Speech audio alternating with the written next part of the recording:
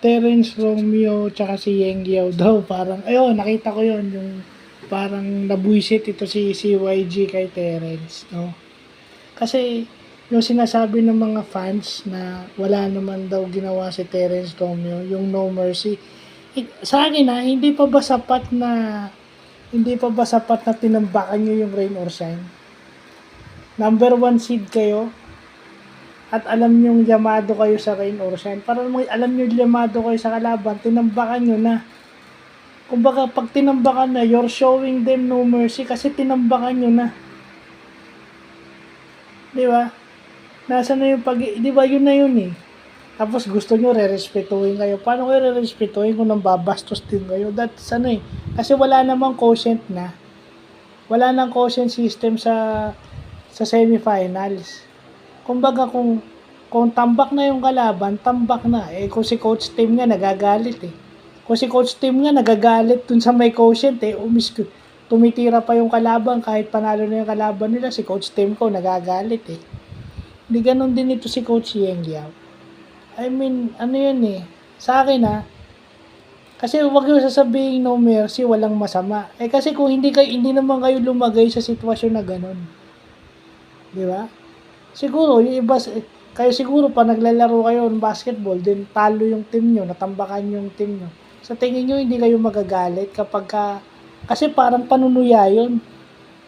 Anong walang personalan? Ano yun? Yun yung sinasabi, doon agree ako kay Coach Yeng. Anong walang personalan? Pag pinag-usapan yung basic respect, yung respeto sa kalaban, as an athlete, si Terence should alam niya dapat natambak na yung Rain or Shine. So, dapat pag hawak yung bola, tigilan niya na. Yeah. Hindi, kaso kasi doon sa video nung lumalabas, parang gusto pa niyang hamunin ng suntukan si Coach Yeng eh. Parang gusto pa rin niyang konfrontahin si Coach Yeng. Di ba? Remember, mas matanda sa'yo si Coach Yeng, so doon pa lang kabastusan na yun. Coach Yeng Yao is older than Terence Romeo, so bakit ka papatol sa mas matanda sa'yo, di ba? Kabastusan na yun.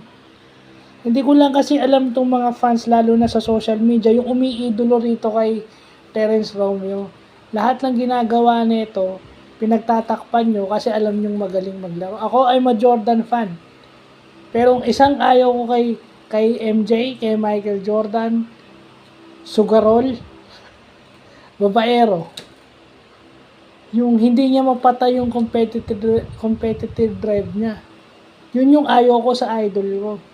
Kahit idol ko siya sa basketball, pero yun yung ayaw kong ugali niya. At dahil ugali niya yun, hindi ko ginagaya. I imitate his, yung demeanor niya, pero except that, ayoko yun. Kaya ako, pag uminom ako, isang bote lang, or hindi talaga ako umiinom at all, hindi ako naninigarilyo. Lahat ng NBA player, babaero, hindi ako nang bababae. Actually, single nga ako eh. Single, no girlfriend since birth. Yeah? Kasi nakita ko si Jordan, ganun. Eh, pangit naman yun. Eh, wala namang perfectong tao, pero dapat, wag mong pagtatakpan yung dapat, pag may inidolo kang isang tao, may tinangala kang isang tao, yun yung sinasabi ng teacher namin. Yung mabuti, gawin.